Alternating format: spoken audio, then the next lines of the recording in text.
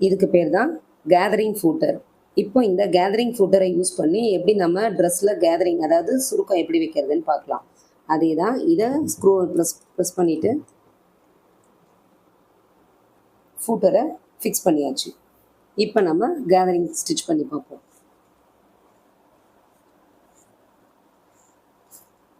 இப்போது ஒரு கிளாத் எடுத்தாச்சு.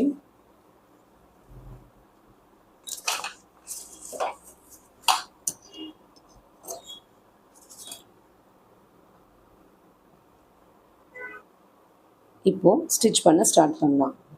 கிளாத்தை நம்ம கரெக்டாக எப்பயும் போல் ஃபூட்டரில் நம்ம ஸ்டிச் பண்ணுறதுக்கு வைக்கிற மாதிரி வச்சுட்டு இந்த இடத்துல தான் நமக்கு கேதரிங் வரணும். கிளாத்தை வச்சு இப்போ நம்ம வழக்கமாக ஸ்டிச் பண்ணுற மாதிரி ஸ்டிச் பண்ணணும். அதுக்கு முன்னாடி நம்ம ஸ்டிச்சிங் ரெகுலேட்டரில் நம்ம ஸ்டிச்சோட மெஷர்மெண்ட்டை 5ல் வச்சுக்கலாம்.